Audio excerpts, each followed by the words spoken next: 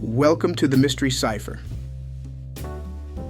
Today's movie, Imapct, starring Brian Donlevy, Ella Raines, and Charles Coburn. Helen Walker, who plays the femme fatale wife Irene, had a real-life scandal that eerily mirrored her on-screen scheming. In 1946, she picked up 3 hitchhikers while driving to Hollywood and crashed her car, killing 1 passenger. She was charged with manslaughter, and the media frenzy damaged her rising career. So yes, in Imapct, she's playing a woman trying to kill her husband and frame someone else. While off-screen, she was fighting for her own reputation in court. Truth, meet fiction, and pass the trench coat.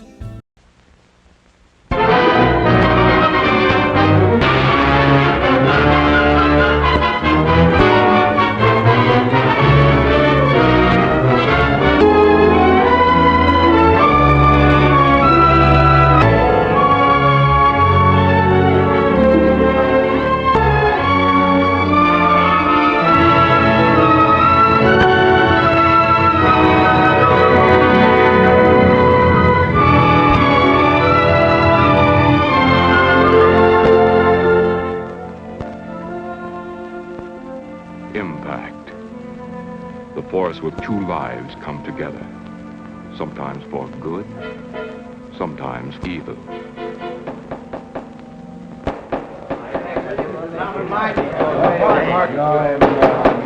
I say, Williams, that I would win on there. I'm definitely against it. Seems to forget we have our stockholders to answer to. Phone Mrs. Williams, Della. Tell her to be ready in about an hour, and I'll pick her up. You phone San Rafael and see if those papers are on the way over from the executive. Yes, well.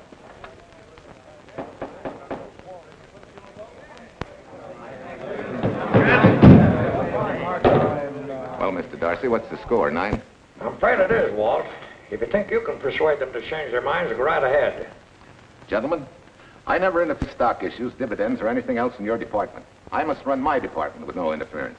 Either I know why and when I need more factory space, or you need another boy. And that's all right with me, too. Because I can take these plants and pick my own spot in the motor production field. You won't have to worry so much about dividends. There won't be many. I'm sure none of us want to lose Walt. Or our dividends. Why do you say we take another vote? Now, all in favor of buying the 3 new factories signify by saying aye. Aye. Aye. Aye. Aye. Aye. Aye. Aye. An unanimous vote. Congratulations, Walt. Congratulate the board. They're the winners. Williams, if these factories are so valuable that other companies would jump at the chance to get them, how do you know that you can buy them at the price you quoted us? How do I know? I bought them this morning. Good morning. Della, I was asked to rush this up for Mr. Williams. Get my wife, Della? Your maid said she'd gone to the dentist. I gave her the message. Oh, fine. Oh, this just came. Thank you. What about those papers? They're here. Bert's checking them now. Good.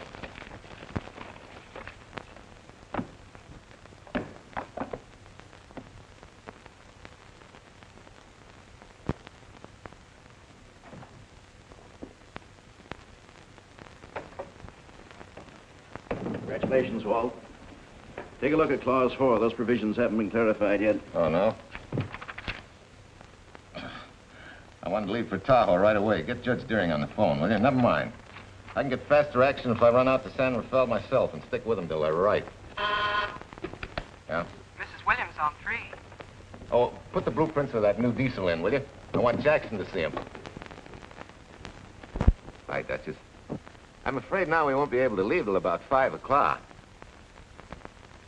What? You're not going with me, but I counted on it. But I thought as soon as Dr. Harris took care of whatever it was, I'd feel better. I don't.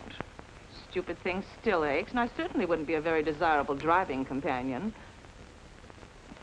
No, seriously, darling, you run along and buy your little factories and hurry home. I'll send you back to the office. And cheat me out of my goodbye kiss? Not a chance. I've got to drive over to San Rafael. I'll stop on the way. Love me? Bye, dear.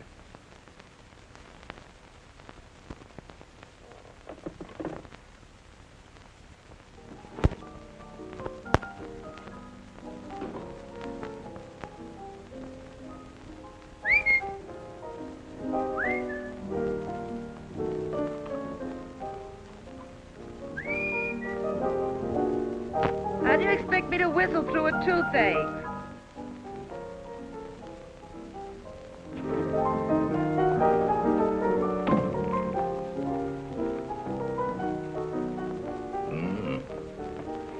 Nothing in the whole world smells as sweet as you do, Duchess. Certainly don't feel sweet.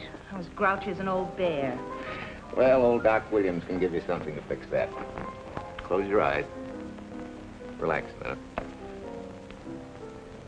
Take a look at that, see if you don't feel better. Oh, Walt. Oh, darling, it's beautiful.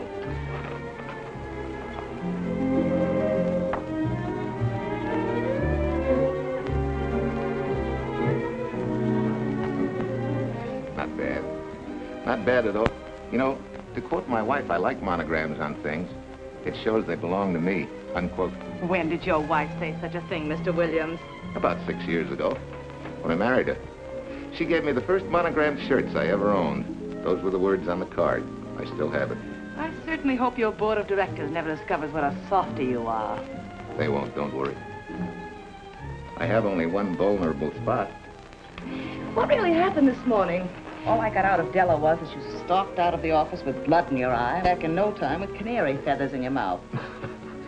Oh, I clipped those birds' wings, but short. No one's gonna vote me down, sweet. Not when I know I'm right. Mm-hmm. But how did you convince the board of that so quickly? With subtle hints and easy persuasion.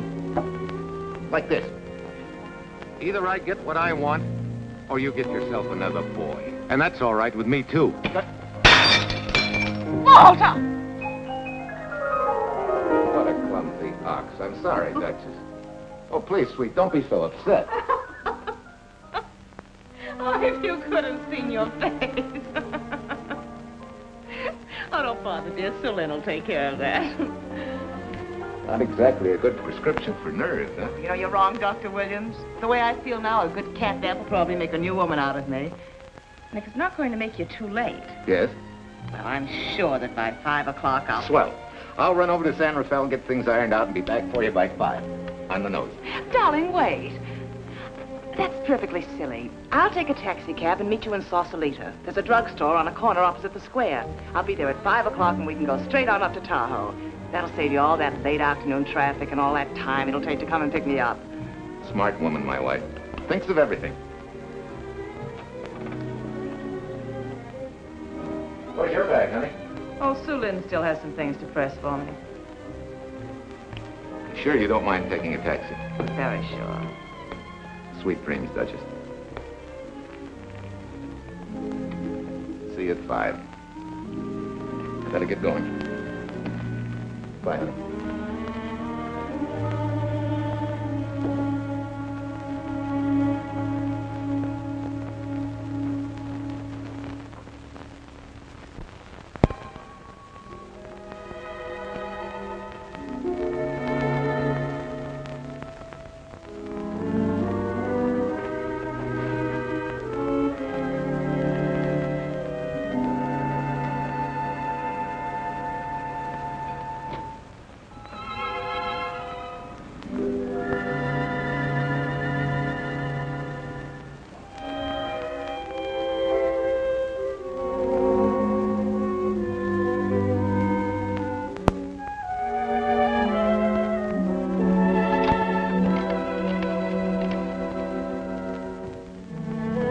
Long distance? I want Berkeley 79721. Hello. Ah. Hiya, beautiful. Yeah.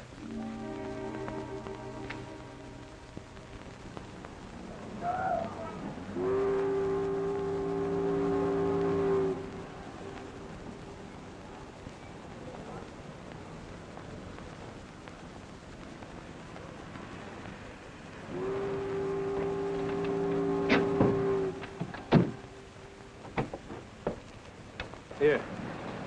Don't forget, turn this stuff over to a bellboy at the airport hotel in Oakland. Tell him to hold it for Jack Burns. Jack Burns, the airport hotel. That's right, I'll be checking in later. What owe you? $1.15 a here. All the stuff back to Oakland. Yeah, here. Buy yourself a new kit. Thanks.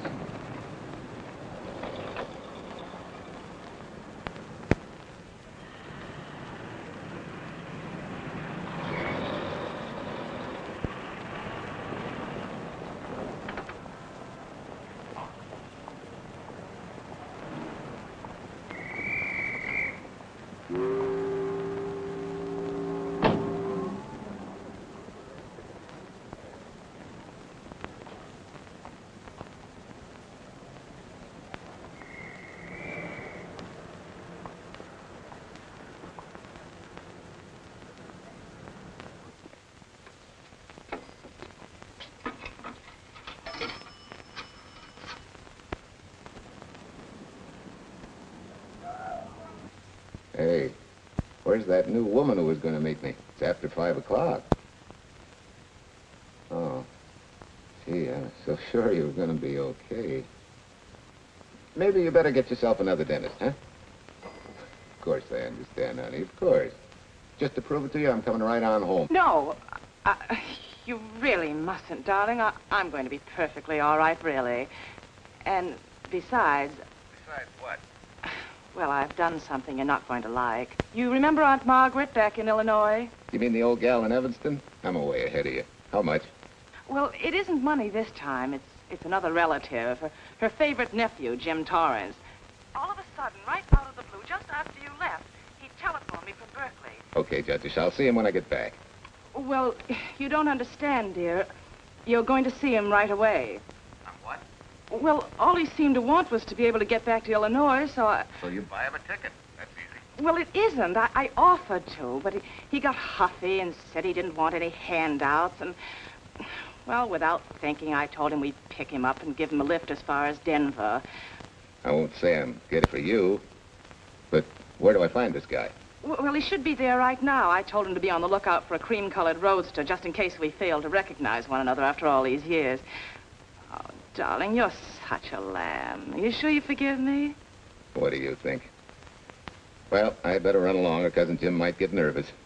Take it easy, sweet, and miss me, will you? I do already. Don't drive fast. And please take care of yourself. Softy. Bye.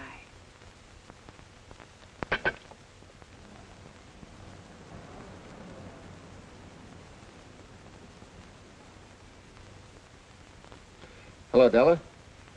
Yeah, Mrs. Williams wasn't able to go with me. Now, while I'm gone, you see that she gets her roses every morning. That's right. But this time, on all the cards, put love from Softy. Yeah, S-O-F-T-Y.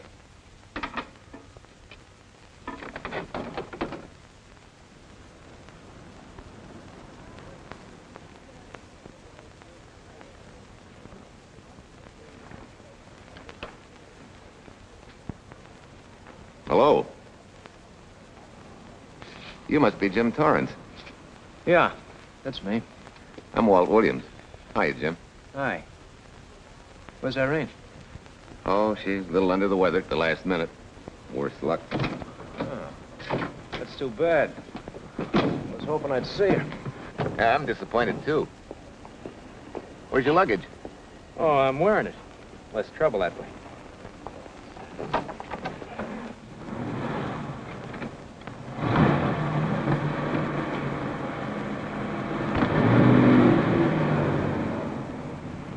Irene tells me you're heading for Illinois. Yeah. Going been a little rough, huh? Haven't exactly been worried about my income tax. What's your line, Jim? Oh, guess I'm a better salesman than anything else. You know, I can give you a couple letters when you get back to Chicago. It might help you. It's fine. Little in with the top brass never hurts. What outfit were you with? Patton's Third Army. How was it? Oh, rough.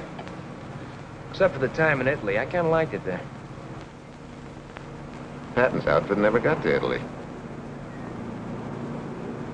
Of course.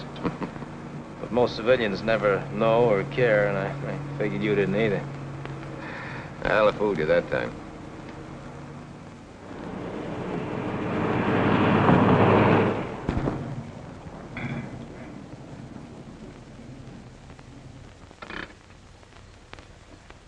Our last chance to chow for a while. How about it? No thanks. I grabbed a hamburger while I was waiting for you. I can still taste the harness.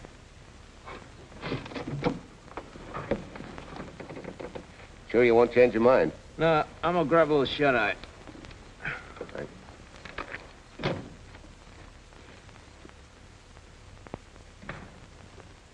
Chicken sandwich and a Coke. One chicken sandwich. Chicken sandwich coming up.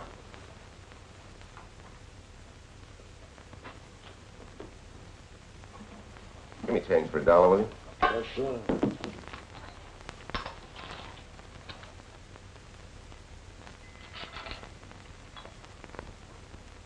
Thanks.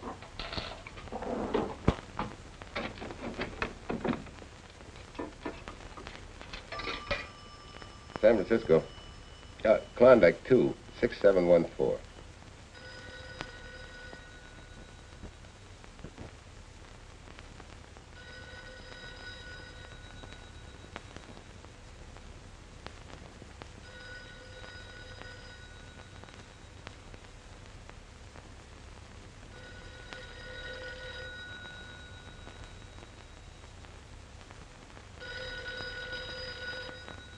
Klondike 26714 does not answer.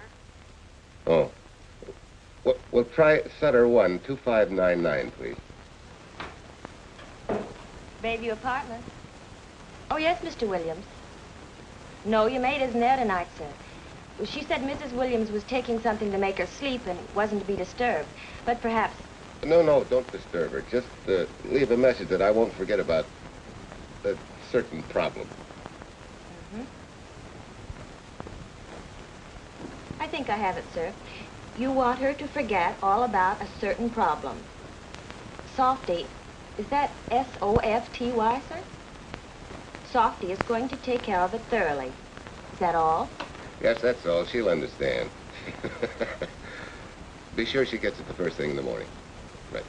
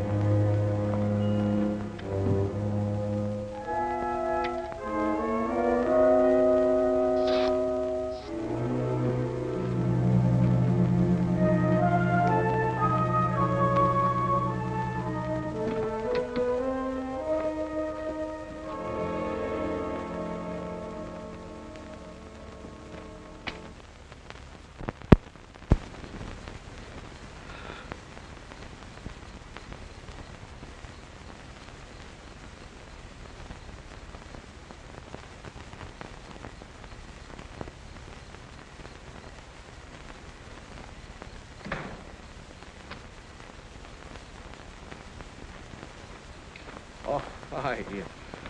It's been so long since I've been behind the wheel of anything but a Caterpillar or a Jeep. I had to find out what a real buggy feels like. Why don't you drive for a while? A swap. Nothing would suit me better.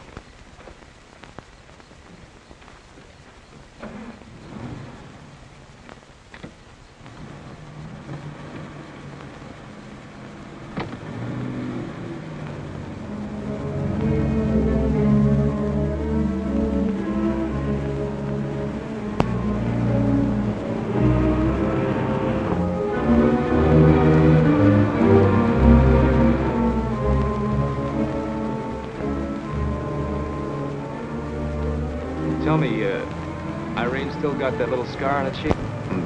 That one she got from the fall? Yeah. You can hardly see it now, though. How'd you know about that? She just got it last summer. Thought you said you hadn't seen her for years. Oh, from Aunt Margaret, of course. How else? She always sends me the news in her letters.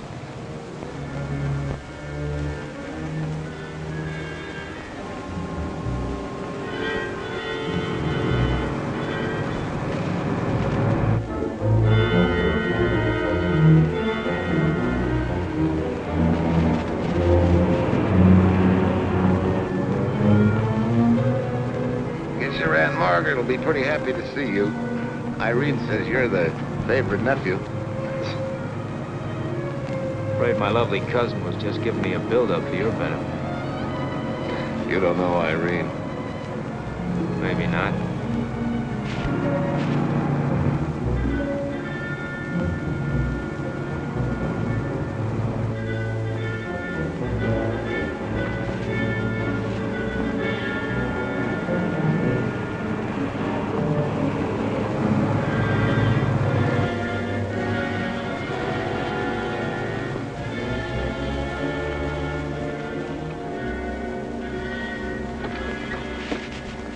What's the matter? I think we got a flat.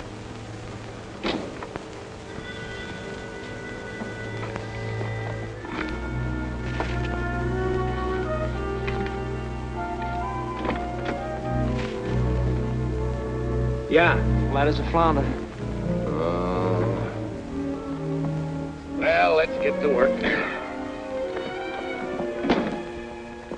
Hey, look out there, young fella. It's quite a drop.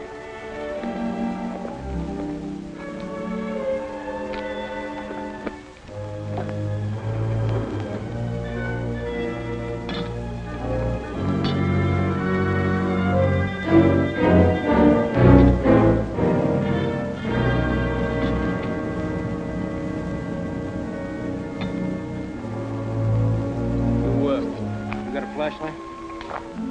I think I have. Get the jack. I'll take a look.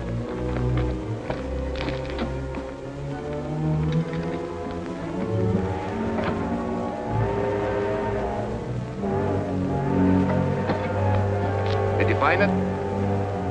Yeah. Yeah, it won't be long now.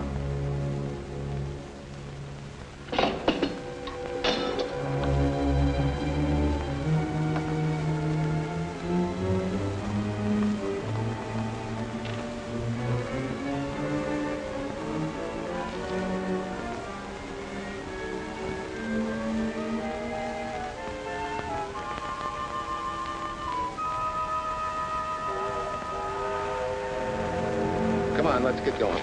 Wait a minute. Did one of your cufflinks fall out? Huh?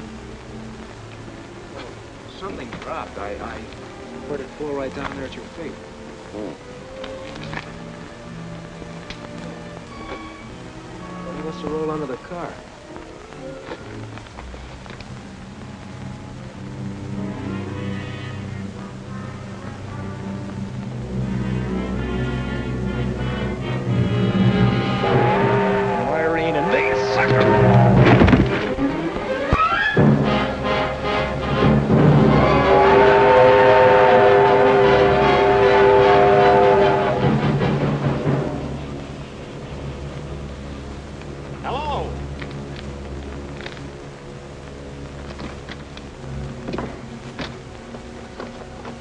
Need a hand? No. I'm all set now. Okay. Good night.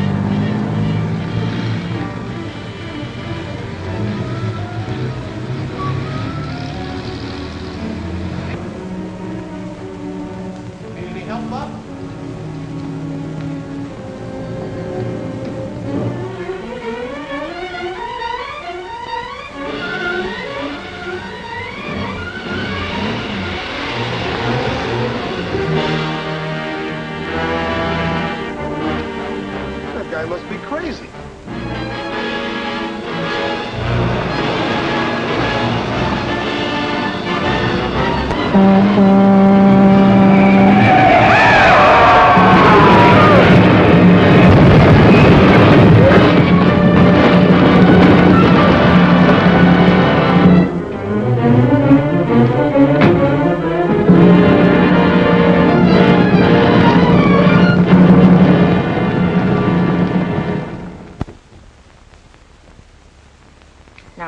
husband should be late and have to rush for his plane, this will be taken care of. Thank you. Tell Mrs. Burns at 3:02.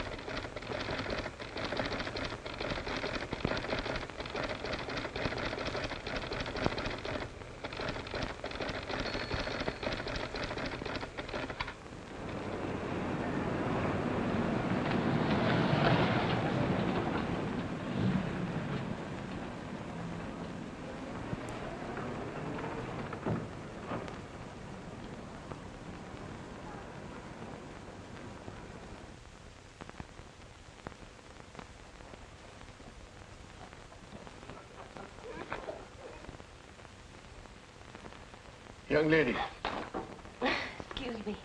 I want to see Mrs. Walter Williams. I'm sorry, sir, but she left orders not to be disturbed. I'm sorry, too. Lieutenant Lucy of the police department.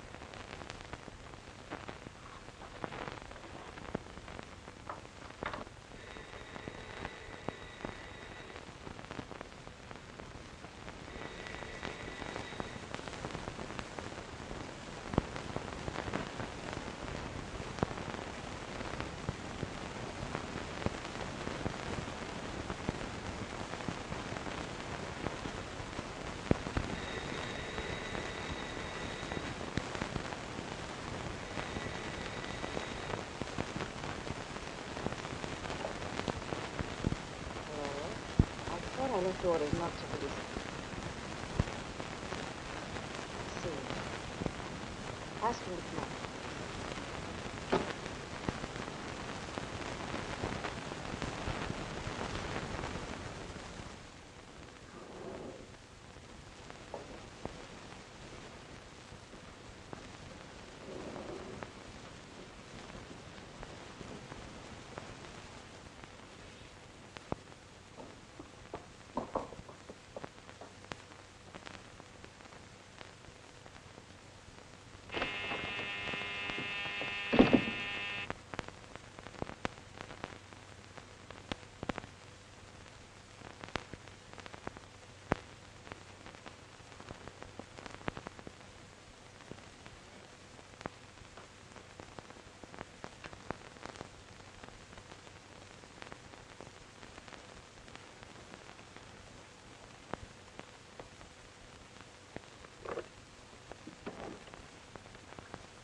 Yes?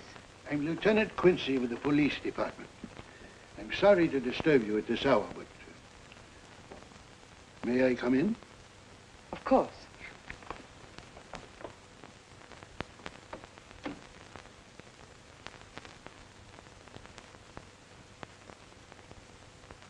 Well, Lieutenant? Did your husband go on a motor trip late this afternoon? Why, yes, he went to Denver on business. Why? Was he driving a packet roadster? Yes. Is anything wrong? I'm afraid there is. Won't you sit down? Has something happened to my husband? Yes, Mrs. Williams. He's dead, isn't he? Yes. Oh, Walt, I knew something like this would happen. I begged him time and again not to pick up hitchhikers. But it wasn't a hitchhiker, Mrs. Williams. It was just an accident. He ran into a truck, a gasoline truck. You mean there was fire? He must have been driving pretty fast. I don't think he felt anything after the crash.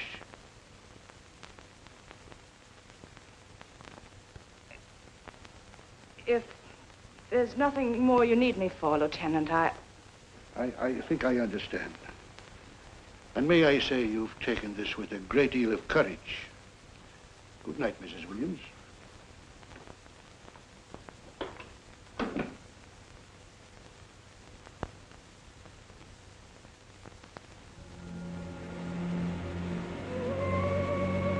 take care of yourself.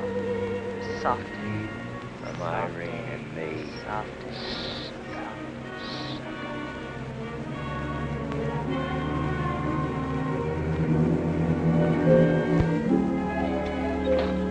Ready? Yeah. That Williams must have been quite a guy. Yeah, he went to work for Universal Motors as a sheet metal worker. Mm-hmm. Less than 10 years, he's their top production man. Well, he sure went out in a blaze of glory. Yeah. Let's go.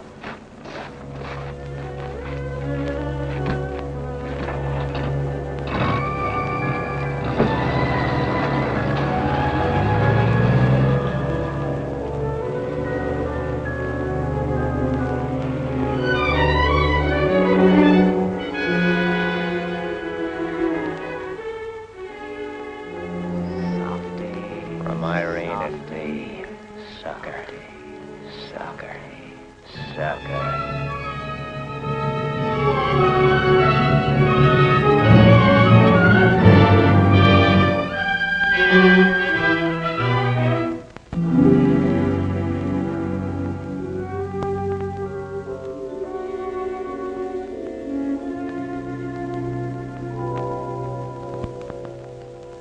Well, could Mr. Burns have taken a later plane and still made connections for Mexico City?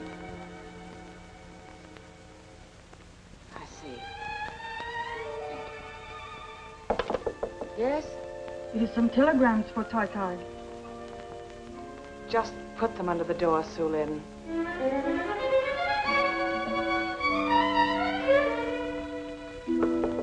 Please, Tai. A policeman Quincy most anxious to see you. Ask him to wait, Sue Lin.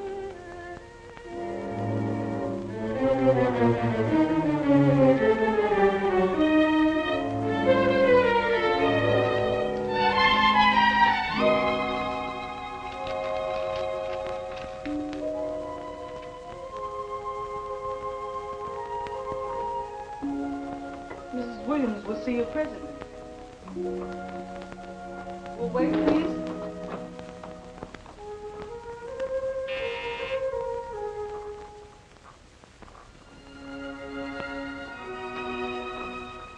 Flowers from Mrs. Walter Williams.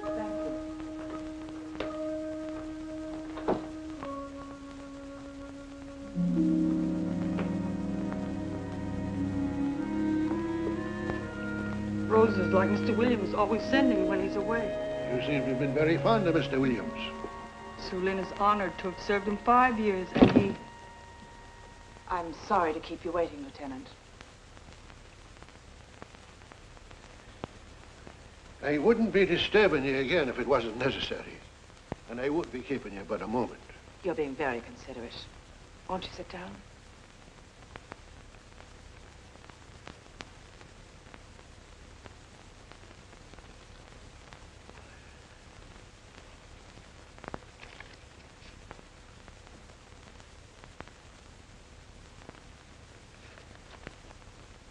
everyone's been most thoughtful. And why shouldn't they be?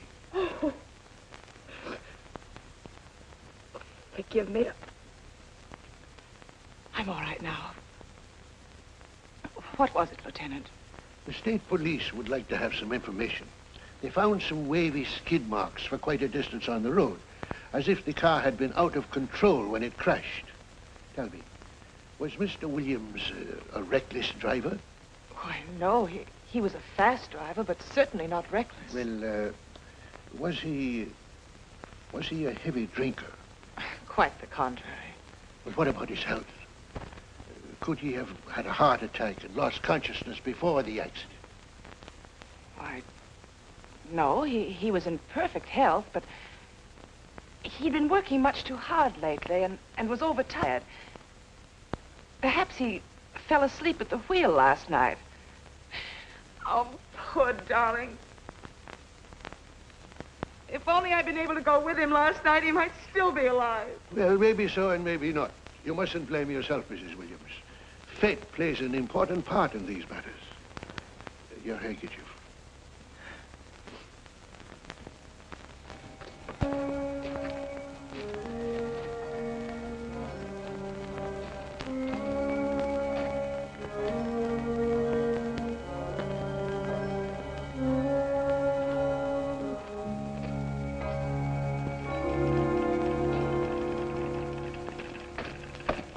When's the next train to San Francisco?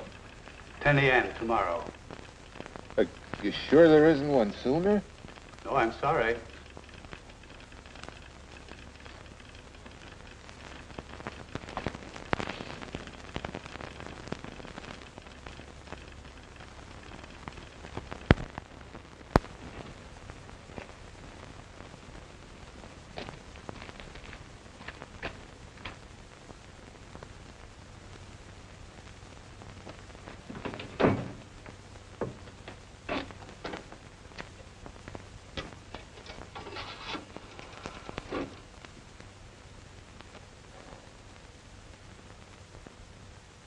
We have a circuit now, sir.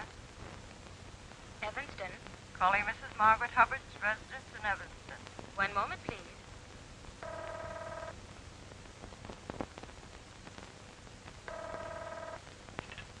Hello? Mrs. Margaret Hubbard? Yes? Who's this? Long distance.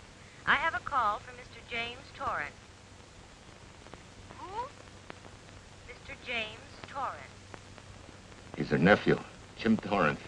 The call is for your nephew, Jim Torrance. I haven't any nephew, and I don't know any Jim Torrance. Sir, Mrs. Hubbard says she doesn't know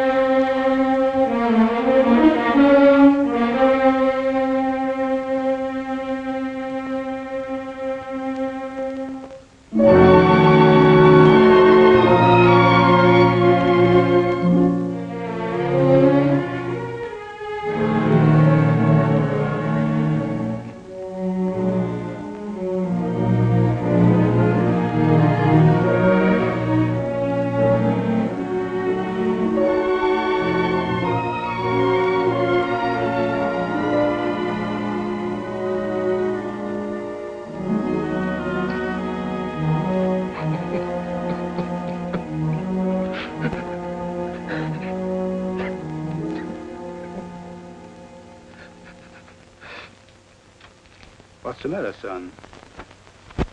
Looks like you need a doctor. Doctor? I can't leave the station, but old Doc Bender's just across the road there. Yeah. Doctor? Think you can make it? Yeah. I'll make it.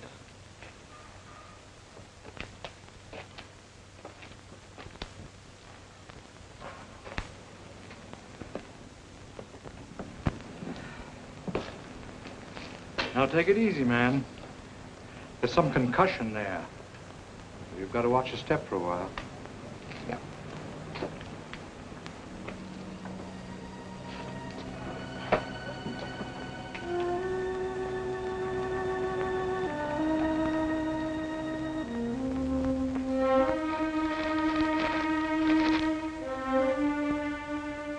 Walter Williams' beautiful widow, who by her own request sat alone in the family alcove during the service.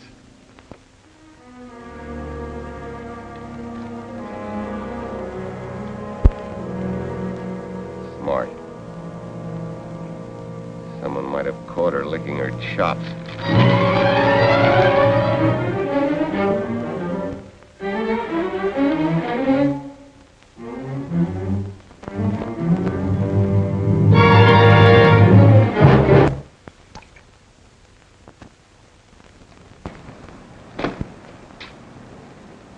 Hey, what's that?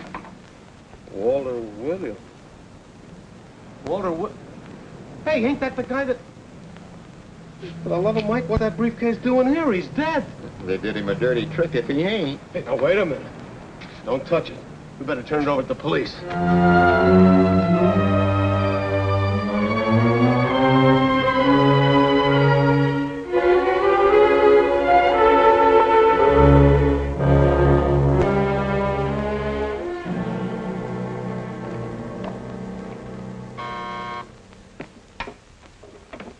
Homicide, Captain Callahan. Oh, yes, Chief. The dope just came in from Washington. The fingerprints are those of a James Torrance. Yeah, I'm putting Quincy on it. Right. This sort of opens up a new can of peas on the Williams accident. There's the FBI reporting the guy. Playing with the lady's affection seems to come natural with him. All you got to do, Quincy, is find him. Yes, that's all I got to do. Last known whereabouts of Jim Torrance was in a moving van somewhere between Sacramento and Points East. Hey, wait a minute. Last known address, care of his sister, Mrs. Joseph Rossetti. Irving Apartments, Berkeley. Well, what are you waiting for, Quincy? Let's go. Torrance leave any forwarding address? No, he said he was going to send it to me.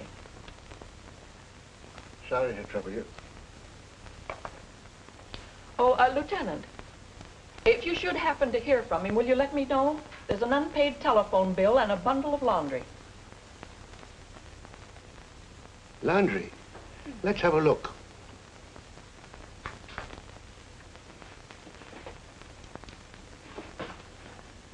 I may have to take this along with me. Not without a receipt, you don't. You mean you don't trust the police? In my business, you don't trust anybody.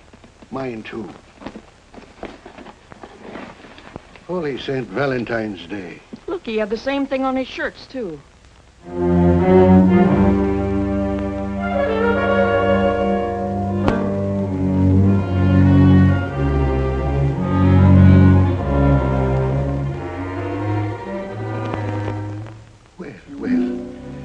Romance in your late tenant's life.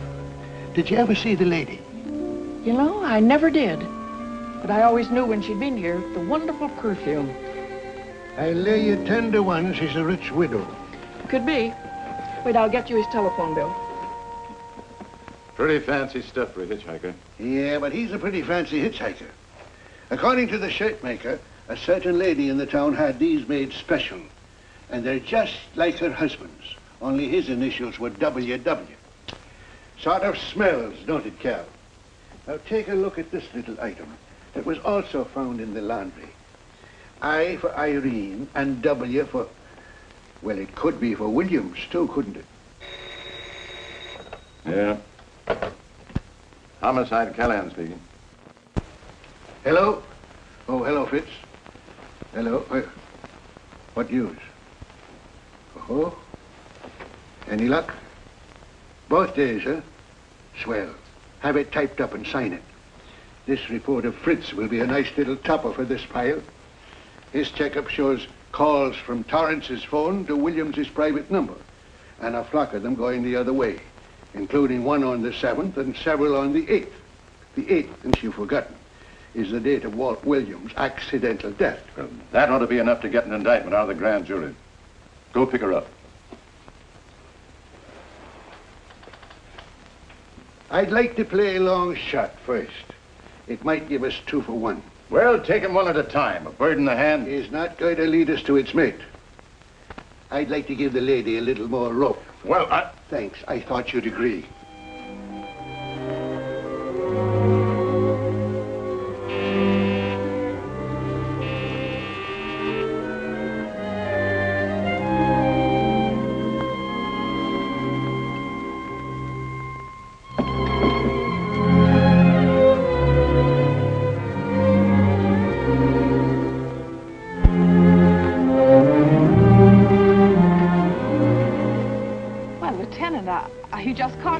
glad.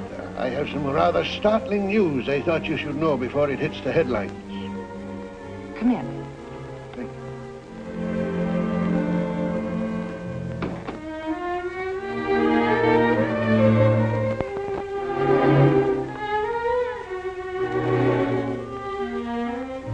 Sit down, won't you, Lieutenant? Thank you. I'm very anxious to hear about news. It seems that your first hunch, remember, that a hitchhiker was responsible for your husband's death? Well, Mrs. Williams, you may have been right. Why, I don't understand. Your husband's briefcase turned up in Kansas City yesterday in a moving van that had stopped at the scene of the accident that night. Apparently, the murderer made his getaway in it. That explains the wavy skid marks that made us suspect your husband was ill or unconscious at the time of the crash. Yes, I suppose it does. And by now, the man is probably out of the country and never will be found. Don't you worry, Mrs. Williams. There were fingerprints on that briefcase. And as soon as we get the FBI report from Washington, his identity will be known and his description sent out on police broadcast. Oh, we'll find him all right. But just now we're keeping things quiet so the murderer will feel safe until we are ready to close in on him. Yes, I can see the wisdom of that. Yes, I thought you would understand and cooperate. As soon as we know his name, it is possible that you might recognize it as someone with a motive. There's that possibility. You know I'll do everything I can to help. I'm sure of it. Now I'll run along. You'll hear from me. I'll let myself out. Don't bother. And don't worry. Good day.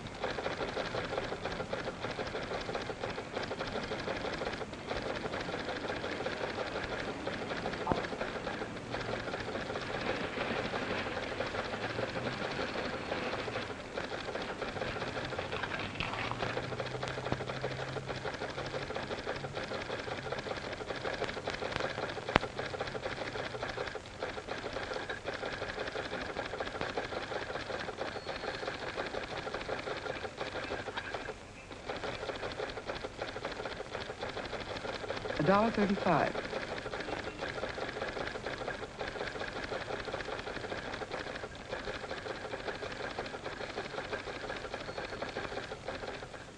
See, everything after the letter J in the first name has been obliterated by heavy writing over it.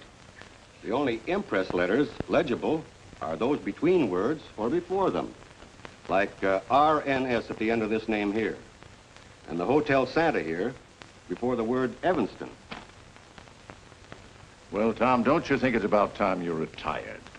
Why, there isn't even evidence there of Mrs. Williams' intent to communicate with Torrance. And who do you think she beat apart to the telegraph office to wire to?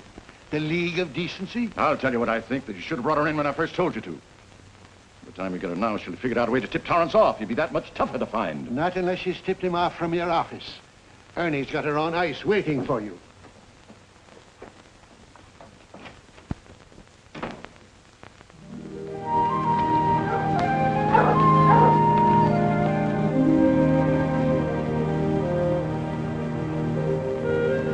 Pretty good, huh? Fastest growing little town in Idaho.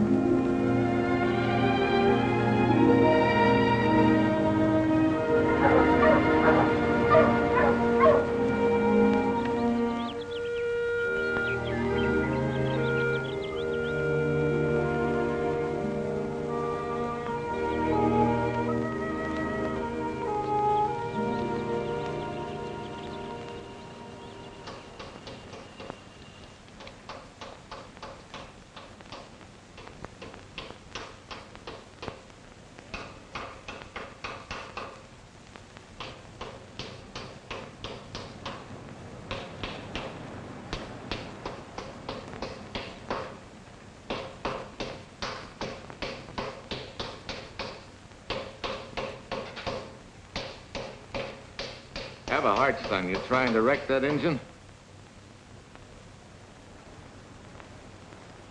Oh. Sure. It's a hobby of mine.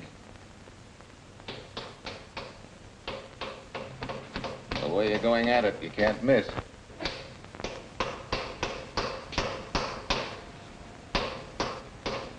Here. I just can't let you ruin that beautiful motor. Start her up.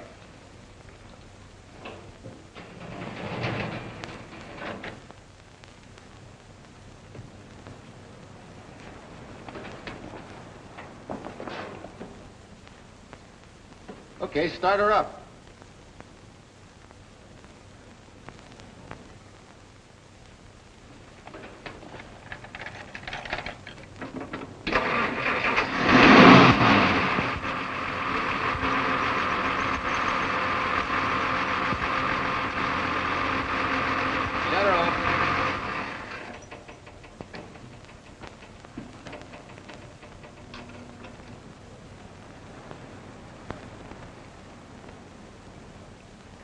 You're certainly not a mechanic by trade. Hands like that. Maybe it's a hobby of mine.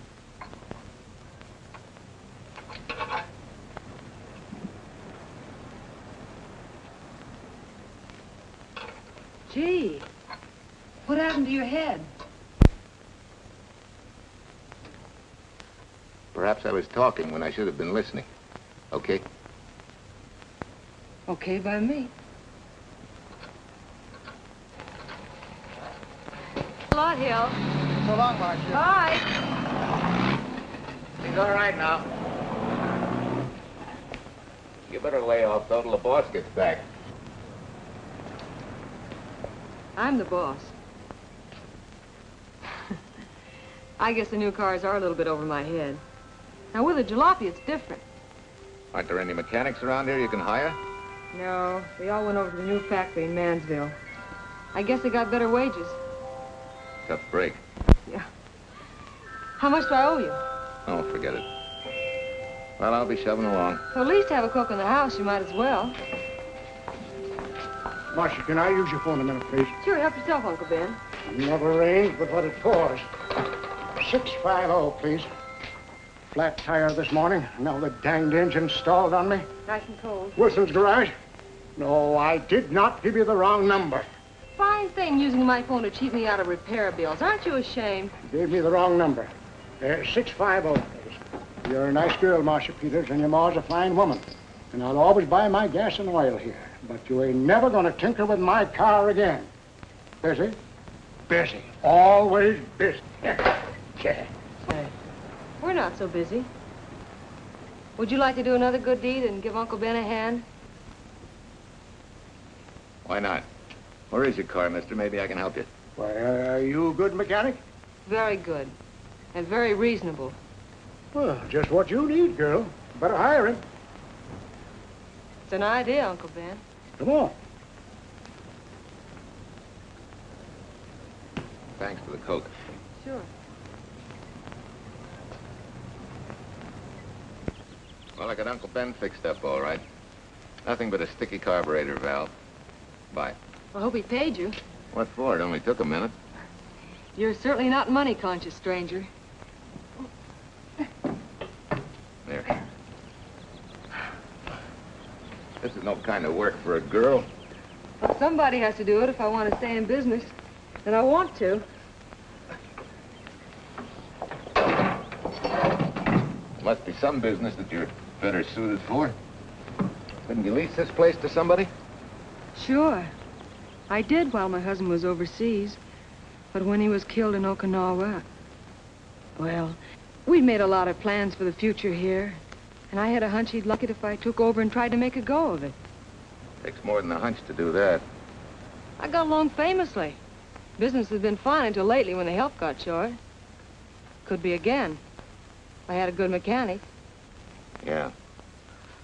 You sure need one, all right. Well, for Pete's sake, say yes or no. Do you want the job or don't you? You mean you'd hire me without knowing anything about me? You can repair automobiles. What else do I need to know? except your name. Well? Why not? Sure. I'll try it for a while till you get someone permanent. The name's Bill Walker. Okay, Bill, it's a deal. And maybe if business gets real good, you'll want to stay. Well, don't count on it. Where does this go, on the rack? Yeah.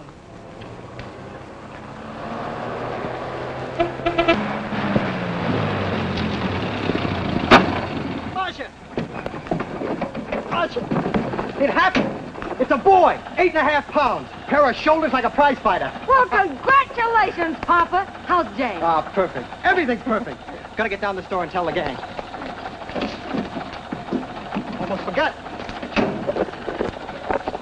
Oh, gee, thanks, Dad. I'm sorry, I won't have enough for the gang.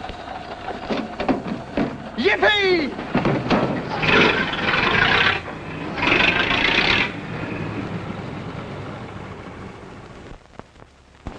Maybe you can use this token from the slightly delirious new father. Thanks. Say, we haven't settled the matter of wages yet. Maybe I can't pay your regular salary. Suppose we leave that open till you find out how much I'm worth to the business. Doesn't seem to be any business right now. Might be a good time for me to get rid of this beard and find a place to board. We live right next door. I'll go ask Mom. She'll know of a place. Sort of a peaceful house. I noticed it this morning. Oh, gosh, I forgot. She's down helping Mrs. Wellesley with her canning. Mom finds homes for everything from stray cats... To stray mechanics. Well, you're not a stray anymore. I'll go phone. Girl, 674, please. Hello, Miss Wessler. May I speak to Mother? Hi, Mom. I've got some good news for you. I hired a man for the station. Yeah. No. Nobody we know. He's from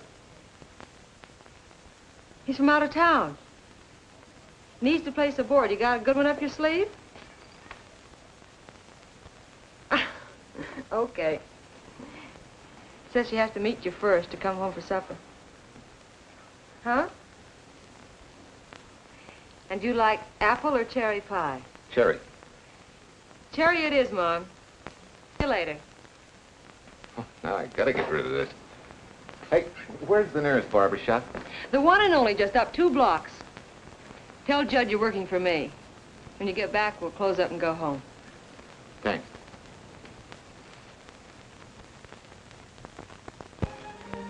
Well, that's real nice.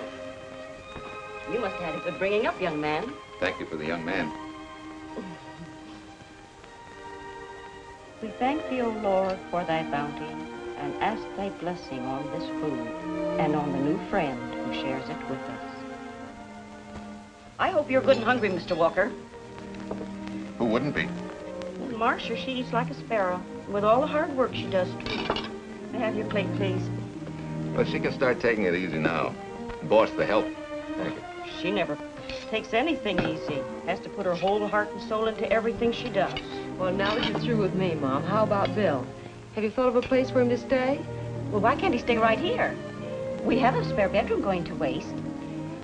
And I think you like my cooking. Like it?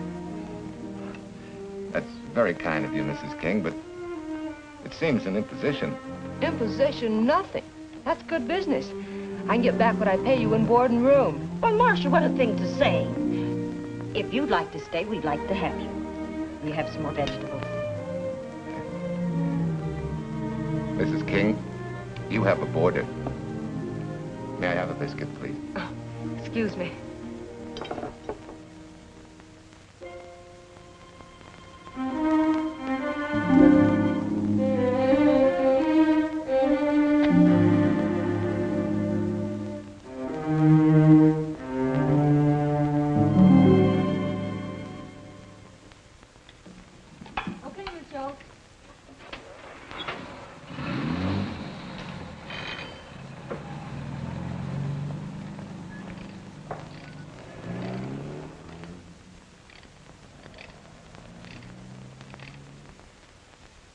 It's wonderful the way tools seem to come alive in your hands. You seem to sort of come alive, too. As though you got real pleasure out of working with them. I do. When you're doing a job with them, you can't think of anything else. Bill, if something's bothering you, why don't you get rid of it?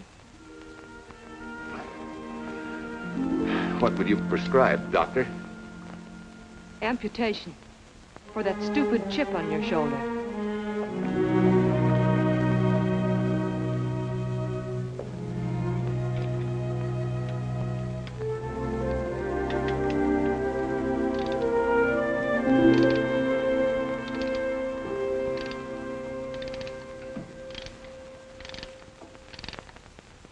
What you need is a ring job.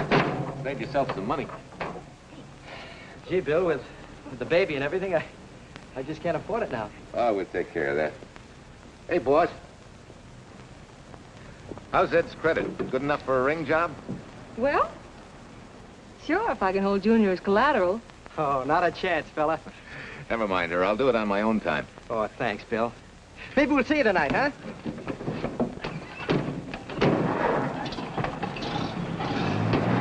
Some shoulders, huh? Yeah. Some father, huh?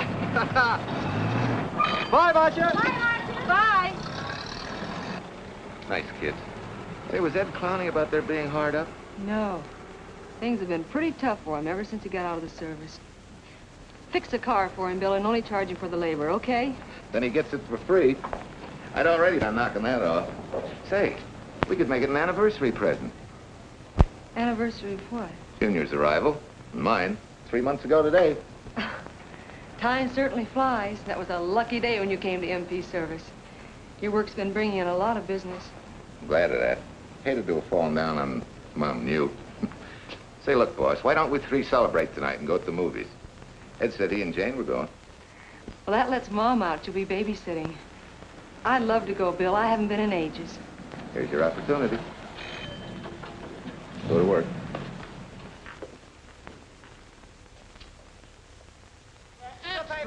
Irene Williams, held for murder. Read all Extra. Irene.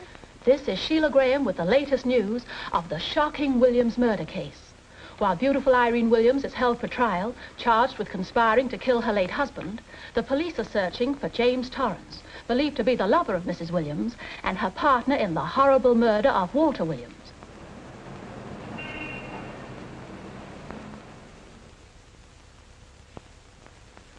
If I'm handling your case, my dear Mrs. Williams, I want 1/3 of everything you get.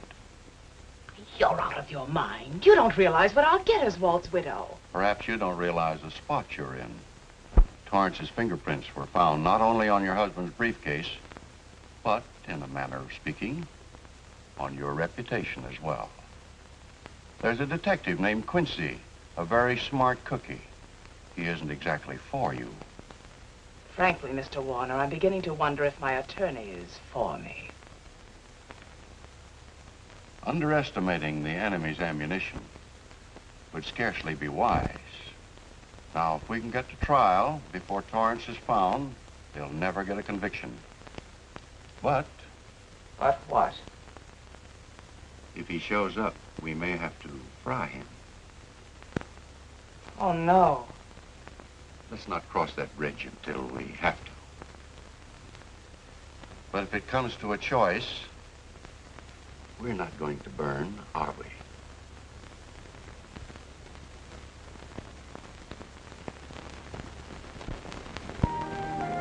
Aren't you the chatterbox this afternoon? What about this afternoon? Oh, I'm sorry, boss. I guess it was wool gathering. You're supposed to do that in the spring. Is there anything you don't know? Yes. What's San Francisco got that we haven't? Better newspapers, for one thing. Anyway, California's supposed to be the land of opportunity. I thought that by now you liked it here. I do. Very much. It's a good town. Nice people. Swell boss. Thanks. We like you, too.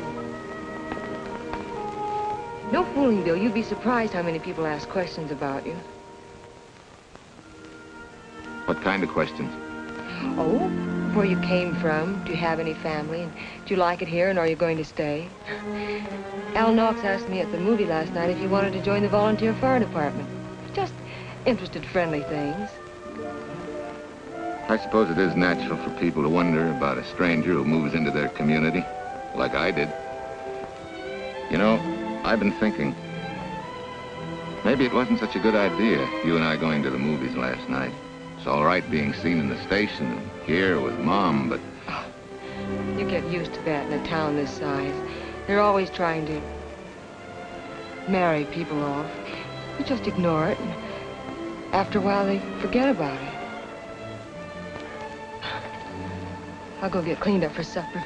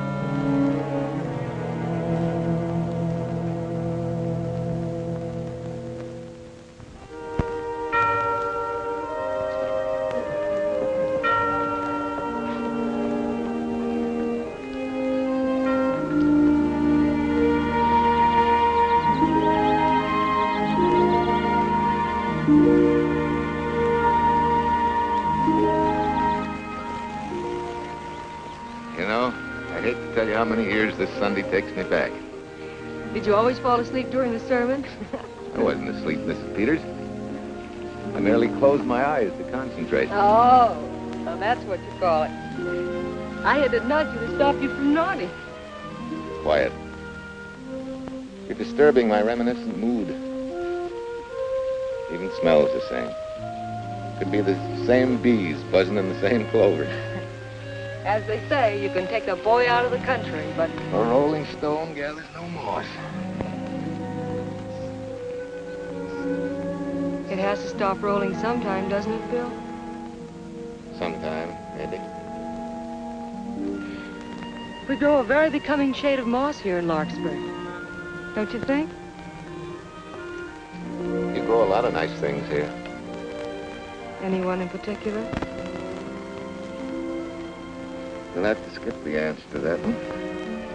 Someone tore it out of the book. You're married, aren't you, Bill?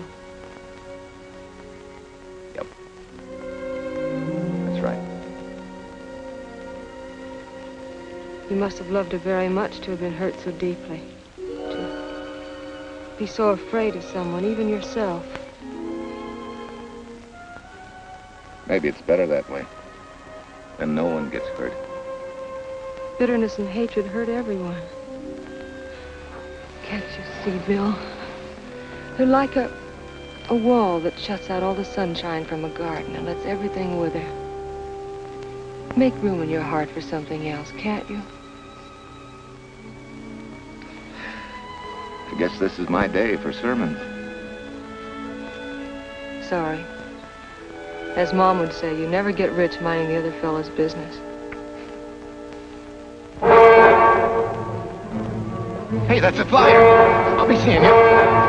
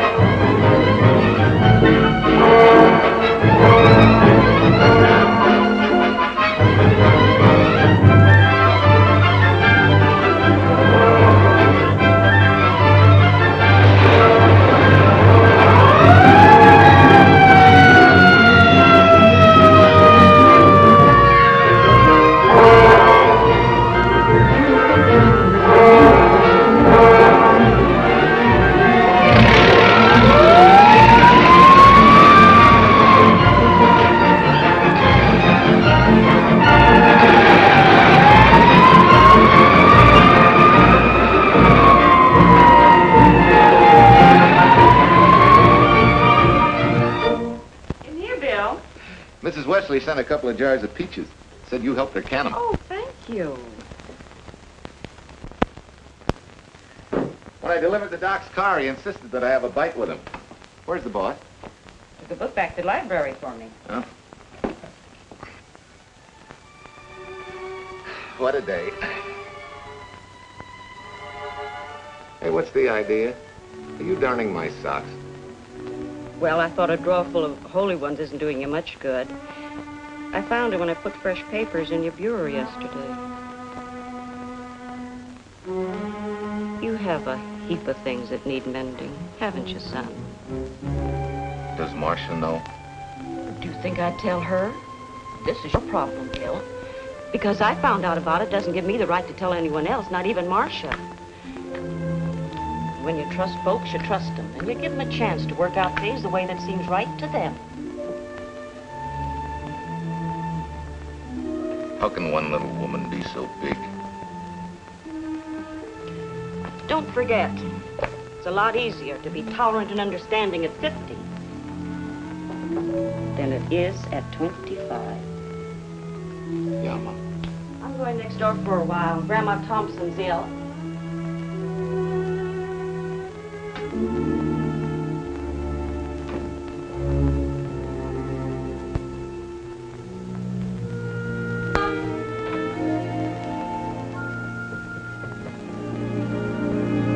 Bill, are you home? Bill, are you in there? Yeah? Mom went next door, Marcia. Hi. Do you work awfully late? Oh, about 6. Anything wrong? Come in. I want to tell you something. I'm checking out. Has something happened? No, just... I'm doing what I should have done a long time ago. Moving along. But why, Bill? My name isn't even Bill. There isn't any Bill Walker. I'm Walter Williams. The late Walter Williams. Walter Williams? I don't understand. You may not even after I've told you, but at least you'll know the whole story. Sit down, please.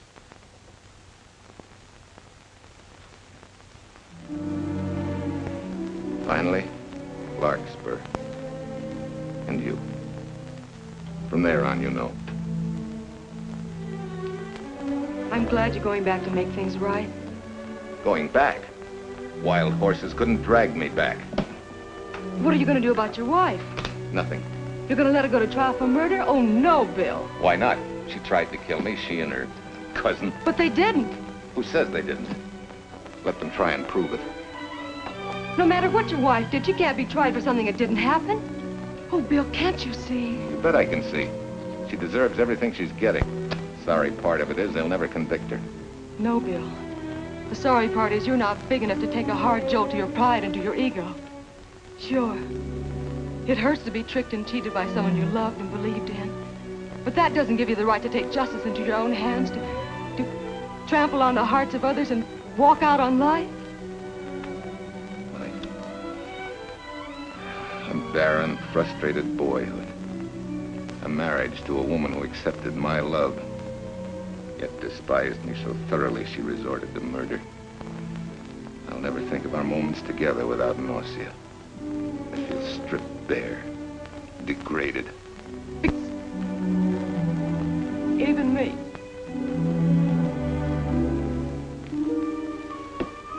Oh, Bill, please. Don't destroy the one chance we have for happiness. We haven't got a chance. Doing the right thing never works out. I know. In this world, you turn the other cheek and you get hit with a lug wrench. Forget me, boss. Try and forgive me.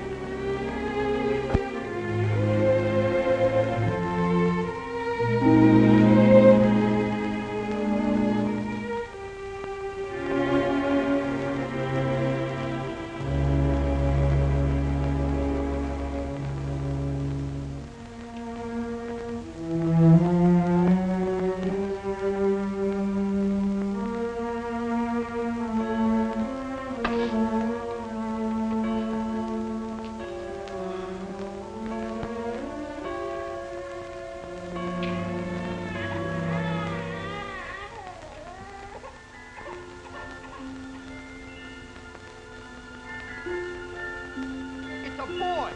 Pair of shoulders like a prize fighter. You know, I hate to tell you how many years this Sunday takes me back. You have a heap of things that need mending, haven't you, son?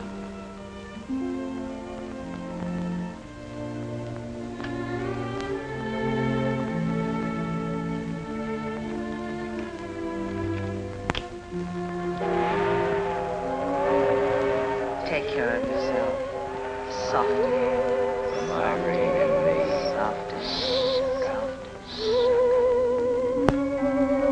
You're not big enough to take a hard jolt to your pride and to your ego. Sure, it hurts to be tricked and cheated by someone you loved and believed in. But that doesn't give you the right to take justice into your own hands. Trample on the hearts of others and walk out on life. Oh, Bill, please, don't destroy the one chance we have for happiness.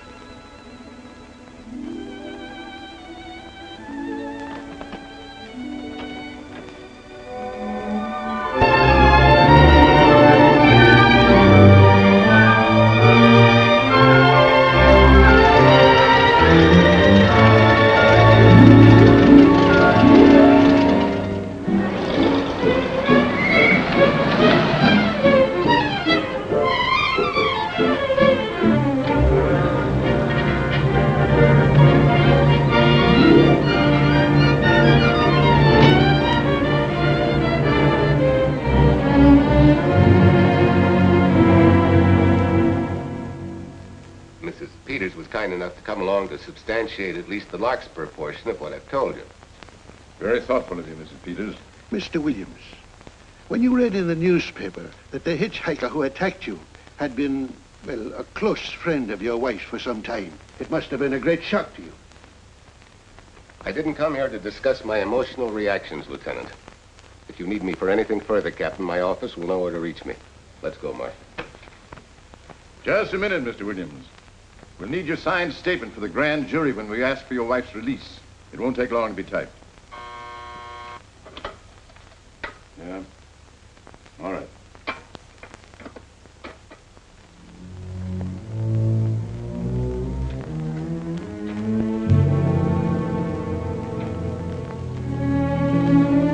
Come in.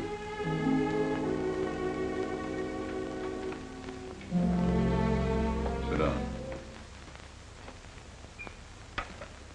Mrs. Williams, we have news for you. Really? I can scarcely wait.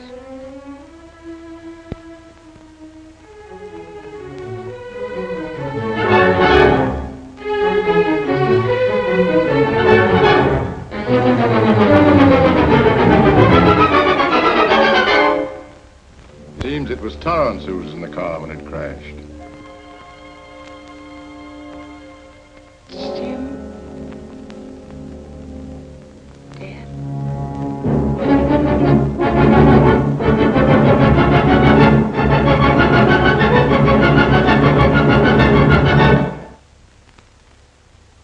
You did it.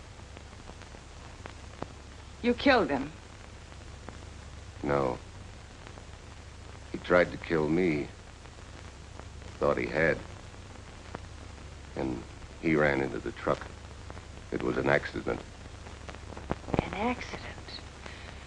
You wait all these months to tell this story. You let me rot in this filthy jail. Wait a minute. You let everybody believe you're dead. Pretty convenient, wasn't it? A dead man can't be tried for murder. Mr. Williams, perhaps your wife would understand better if you would explain to her about the amnesia. Amnesia? Oh, don't tell me you believe he had amnesia. Where's he been all this time, just wandering around in a daze? Tells us he's been in Larkspur, a little town in Idaho, working as a mechanic in a service station. Run by Mrs. Peters here.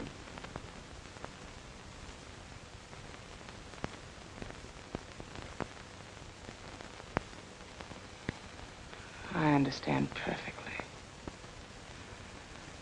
Now that my chance for happiness is dead, I suppose you'll demand the divorce I begged you to give me so that I could marry Jim. That's fantastic.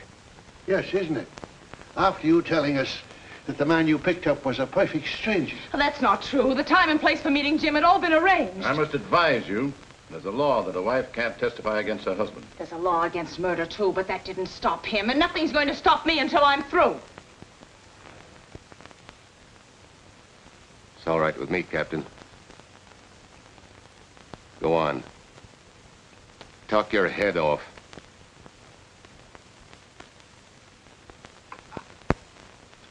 I was to have gone with him to Denver. He insisted on it, although I was quite ill. Several hours before we were to leave, he came home.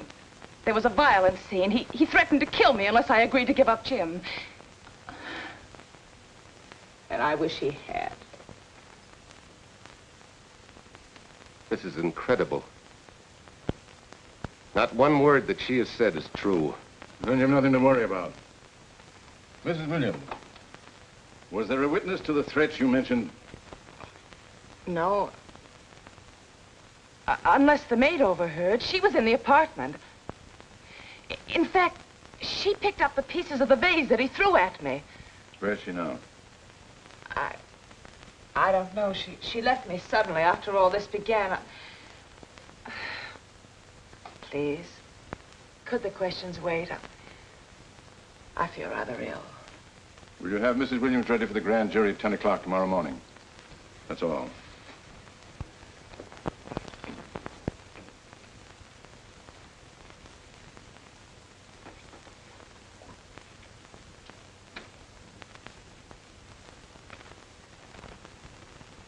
We're going to hold you too, Williams. On what charge? Suspicion of murder. But he's not guilty of any of these things. Then it should be easy for him to prove it. Take it down and book him.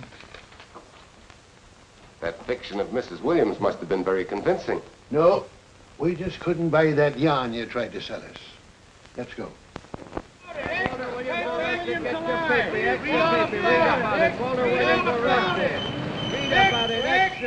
What's the White freed and murder charge? Extra, get your paper. Walter Williams charged with murdering White's lover. Extra, get your paper. Irene Williams goes free. Husband held. Extra, get your paper. White freed and murder charge. Walter Williams charged with murdering White's lover. And Daly's going to cover Williams' office. Okay, boys, hop to it. I want all I can get by 10 a.m. tomorrow for the grand jury. Okay, Chief. Oh, Tom, don't miss a bit. Dig up everything you can on Williams and the Peters dame. You sort of believed Irene Williams' story, didn't you, Van? She made better sense than he did.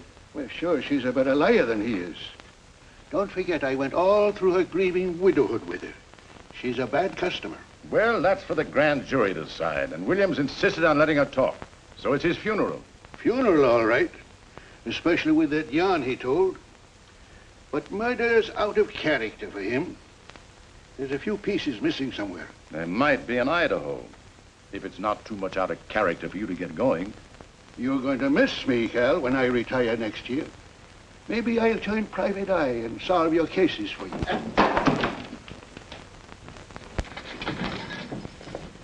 Mr. Williams? Thanks. Sort of deal from the bottom here, don't you? Sorry, Williams. Okay, Williams.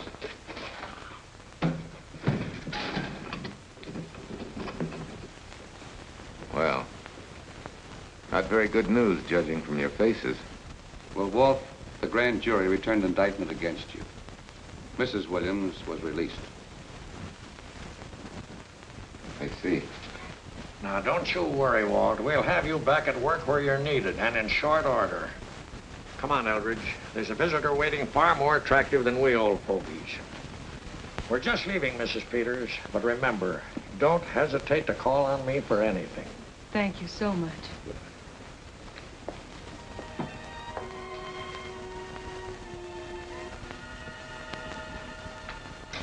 Hi, boss. Bill, what have I done to you? If it weren't for me, you wouldn't be here. If it weren't for you, I wouldn't be.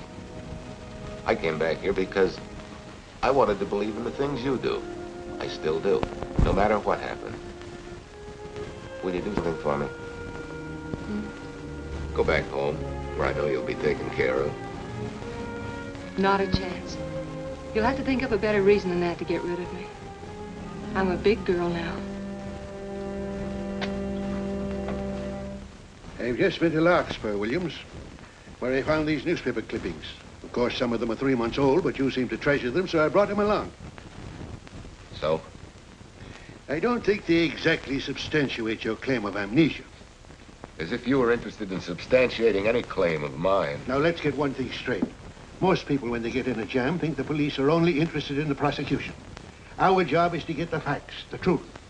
And the truth never hurt anyone but the fellow that lied. Unless he was a beautiful woman. Oh, quit kidding yourself, Williams. You made the boner. I had no more to do with Torrance's death than you did. And out of the whole population of Northern California, you just happened to pick up a hitchhiker who happened to be your wife's boyfriend. Ah, have a heart, Williams.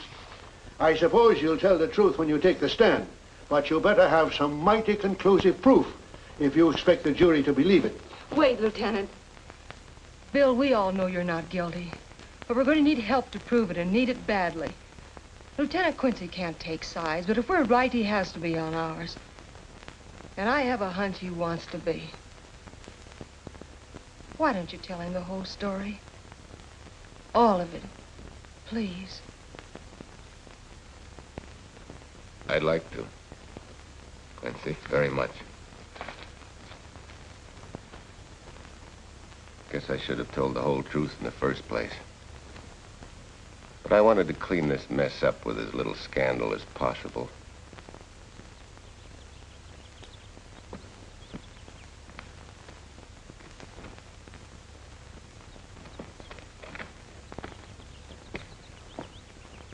Well? No sign of the lug wrench or anything. My dear Mrs. Peters, will you please stop trying to be a detective? How many times do you think the police have combed this spot for any kind of evidence? Now, be a nice girl. Take Mr. Williams' advice. Go back to Locksburg. What time is it? It's only 4 o'clock. We still have time to go back to town and go on our hunt for Sue Lynn. Now, look here, young woman. You've had me on the run since early morn. But, Lieutenant, the maid seems to be our only hope now. We've got to keep looking till we find her, that's all. That's all? Wait. She was naturalized, wasn't she? Suffering chopsticks. Quincy, you dumb flatfoot. This Sue, what's her name, was Chinese born. If her port of entry was San Francisco, there'd still be a file on her, photo and all. Let's go. Back to town. Immigration.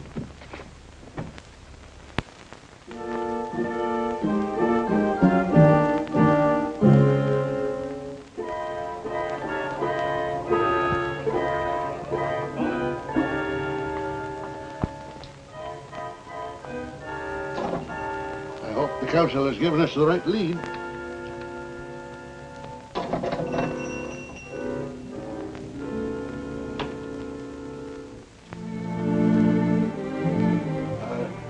You are sing? Understand? You savvy English? Also French, Italian, and Hebrew. May one ask what is desired? We're looking for Su Ling Chung. The Chinese consul said you were her uncle and might tell us what she is. This daughter of my brother, has she offended the honorable police? Oh, no. They just wanted to ask her some questions about Mr. Williams, the man she used to work for. Ah Sing's heart is heavy that he cannot lead you to her. But things that are not known cannot be told. Well, if you hear anything of her, report it to headquarters.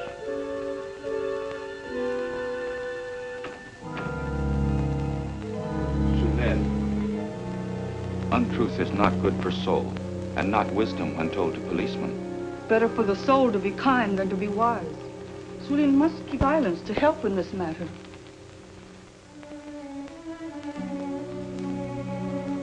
You know, you're quite a gal. In case I haven't told you lately. You're just too easily pleased, that's all.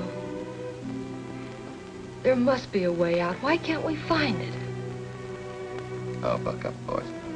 Tomorrow, another day. Yesterday you go to trial. Bill, I'm afraid. And the state intends to prove, beyond any reasonable doubt, that the defendant, Walter Williams, did, with malice aforethought, kill the deceased James Torrance, whom he knew to be his wife's lover. And that with his victim dead beside him, he drove his car into the course of an oncoming truck, jumping clear himself some seconds prior to the crash. And subsequently, he made his getaway in the back of a loaded furniture van. And for 3 months, as Bill Walker, he laughed at justice. But it imprisoned his unfaithful wife for conspiracy in his own murder. But then he decided that being dead cramped his style. He thought he could eat his cake and have it too. So he returned, most anxious to explain his long absence and to right the dreadful mistake that had imprisoned his wife for 3 months. Ladies and gentlemen, it was a cold-blooded, premeditated murder and must be punished to the fullest extent of the law. Call the first witness, please. Captain Callahan, did Walter Williams tell you what suddenly cured his amnesia after 3 months? No, he did not. But he did tell you the man that struck the blow which caused the amnesia was a total stranger, a hitchhiker he had picked up. Yes? And that he knew nothing of this man's identity or relationship with his wife until he suddenly recovered from his amnesia and heard or read the details. That's what he said. That's all. Thank you, Captain. Your witness, Counselor. No questions. No. I saw no signs of amnesia, but definite concussion.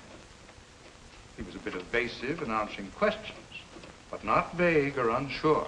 In your opinion, Doctor, could this head injury have been caused by a fall? Yes. If the head had struck on some object, such as a stone or a metal pipe. That's all, thank you. Your witness. Dr. Bender, are you familiar with a tool known as a lug wrench for changing automobile wheels? I'm afraid I am, sir. I've had a regular epidemic of flat tires lately. Well, then, in your opinion, could this head injury which you treated have been caused by a blow from a lug wrench? Yes. It could have been caused by that, too. Thank you, Doctor. The ones with the earliest dates, you will notice, are heavily creased, as though they'd been carried in a wallet or a coat pocket. Thank you. Lieutenant Quincy, will you kindly tell the court where you found these newspaper clippings? In the bedroom occupied by Mr. Williams in Mrs. Peters' home in Larkspur, Idaho. Is this your handwriting, Miss Revere? Yes, sir. And that's the message, at least our record carbon of it. Would you read it to the court, please? June 9th, 8:32 p.m. Message from Mrs. Walter Williams, Penthouse D. Mr. Williams called, said he wants you to forget all about a certain problem, that Softy is going to take care of it thoroughly. Was there any other conversation? Well, I just asked if that was all, and he said, yes, she'll understand, and sort of laughed as if it were a joke and hung up. Some joke killing the wife's boyfriend. That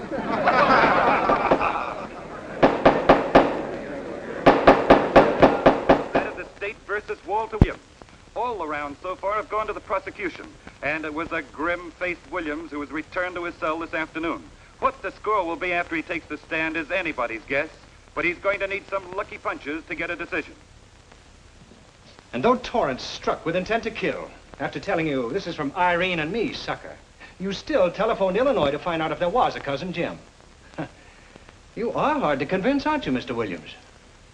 Is it so incredible that a man should fight against believing such a thing about his wife? Oh, that is very touching. From a husband who planned a trip on which he intended to destroy his wife and did kill her lover. That's a lie. Your Honor, I object to the conclusions drawn by the prosecutor and move that it be stricken from the records. But, Your Honor, there is a corpus delicti, remember, who was your wife's lover. Objection sustained. There's also her own story, which in front of witnesses you insisted she tell. And then we have your own 2 different stories from your own lips. One featuring a perfectly strange hitchhiker, the second an equally strange cousin Jim, without a questionable substantiation for either bit of fiction.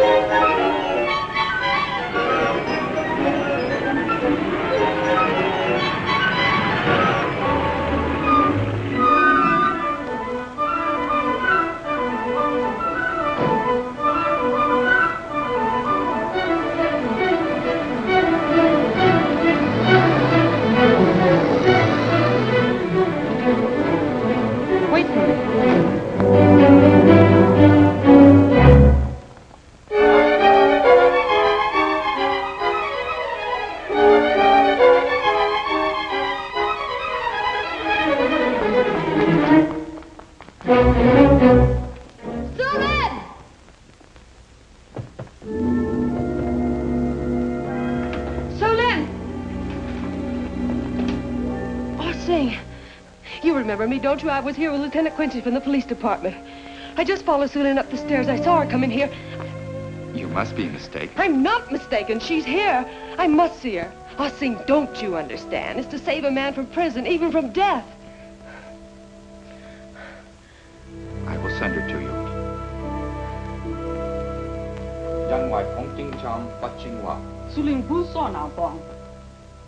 Oh, Sue Lynn, we've been looking for you all these weeks. Mr. Williams needs your help so desperately. I cannot help. You must forget that you found Sue Lynn. Forget it? But you're his only witness. You're the only one that can help. Not as a witness. Only with silence can I repay his great kindness to me and my family in China. Why? For I heard other things. That most unhappy day. From Mrs. Williams' bedroom, his voice very loud and angry. A flower vase broken to pieces. He can explain all that. They do not believe what he's already told. That I heard anything would do harm. Don't you see?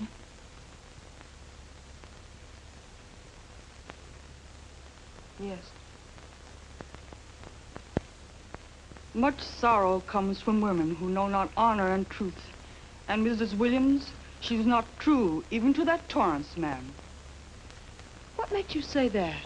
That night when he was killed, her sickness was but wall of falsehood, behind which she could go secretly to a meeting place. You mean she went out that night? Sue Lynn, are you sure? Yes, because next morning in her bedroom I found street shoes that had been worn. Her coat on the closet floor with the sleeves turned inside out as though removed hurriedly. And in one pocket, a door key to some hotel. Sue Lynn, that's it. Proof that she and Torrance had planned to meet that night after he killed Mr. Williams. What hotel was it? Oh, I don't remember. The key. What did you do with it? Returned to coat pocket. Come on. We'll get to Lieutenant Quincy. He'll know what to do. And pray, Sue Lynn, every step of the way.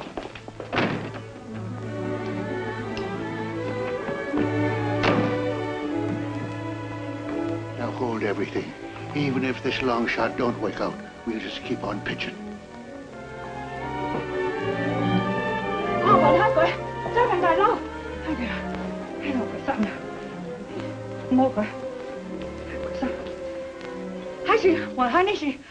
Here it is, yes. Room 302, Airport Hotel, Oakland. Maybe we got our miracle. A special little Chinese one. It is to hope that Sue Lynn was of small help to Mr. Williams. Oh, Sue Lynn. Come on, Copper. Next stop, Oakland. A certain little lady's hotel rendezvous. I was on night duty then, all right, but I sure don't remember a looker like this. Quite a dish, eh? A little too highly seasoned for my digestion, thanks. Lieutenant, just found a couple of cars for room 302 on June 9th. George Baxter, checked out at noon. Mr. and Mrs. J. Burns. Room not slept in. J. Burns. Burns. Look, Quincy. The handwriting on the card is identical to that on the photograph. And here's a little boy, the same thing. The cover-up telegram to Aunt Margaret. Now look at the impressions. J here, and here RNS. J. Burns. That's the name she started a telegram to. Room not slept in. Say, I got that dame pegged now, Lieutenant. She said they'd be out of the room by midnight as her husband was catching a plane.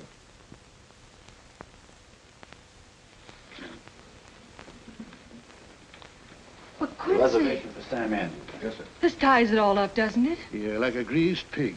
What do you mean? We've got the evidence now, the proof. Of what? Sue Lynn's theory that Irene was playing the field? This evidence only proves that she came here to keep a date with a man named Burns. We can't even prove that he didn't keep the date. But you know he didn't. There wasn't any Burns. It was only a name that she and Torrance used. Fine. If you can prove that, Williams will be free. But none of this will prove it. Sorry, Copper, but we are just up another blind alley. Well, Agent. Yes, sir. There's a couple of sample cases for Mr. Sam Andrews. Came up from the station this morning. Take them to Parlor B right away. Sure thing, sir.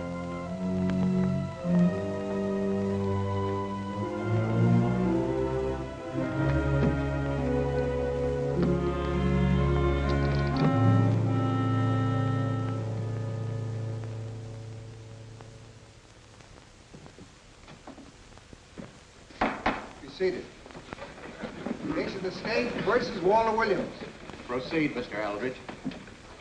Your Honor, we will call Mrs. Irene Williams. Take the stand, Mrs. Williams.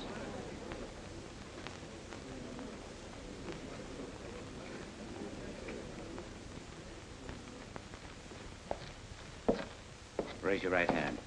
You solemnly swear that the testimony you're about to give in this cause to be the truth, the whole truth, and nothing but the truth, so help you God? I do. Hey, what cooks? The defense calling her? Mr. Eldridge, what's the purpose in calling this witness? Merely for purpose of identifying handwriting. Now, Mrs. Williams, this photograph of you. Was stolen from my apartment. So, according to the inscription, to Walt, my adoring and adored husband, Irene, this belongs to Mr. Williams. This is your handwriting, isn't it? Of course. I'm touched that he should have wanted it so badly. And this telegram, addressed to Mrs. Margaret Hubbard. Is that also your handwriting? It is.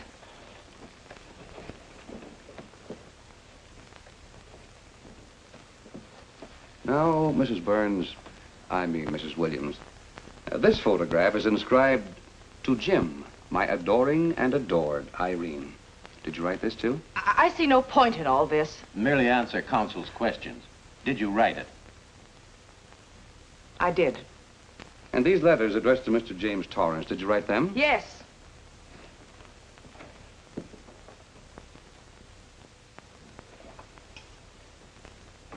And this monogrammed garment, a gift from you to Mr. Torrance? Why must I be tortured again by all this? I never made any secret of my love for Jim Torrance. That's why he's dead. Your love for Jim Torrance. Yet on the very night he was killed, you had a rendezvous with a man named Burns, didn't you? I don't know what you're talking about. I don't know any man named Burns.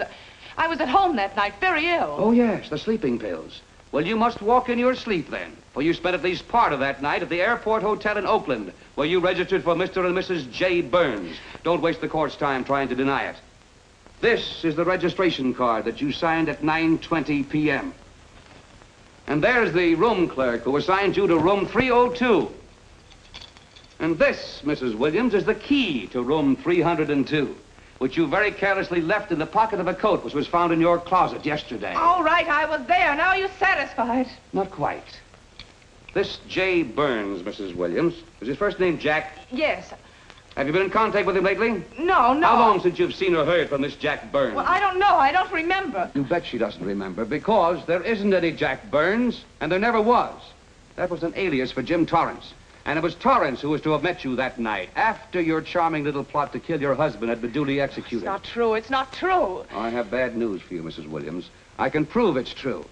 These pajamas, these letters, this picture, all of which you identified for the court, were found in this suitcase, which is full of the clothes and personal belongings of Mr. James Torrance. And the suitcase was found in the baggage room of the Airport Hotel, where it's been held since June 9th.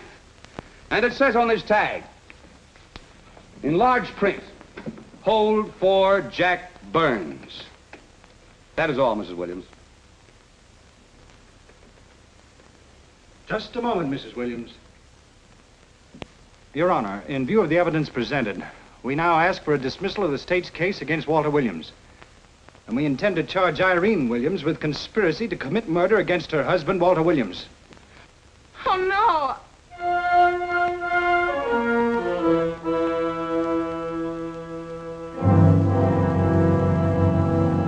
The case against Walter Williams dismissed. Court adjourned until 2 o'clock.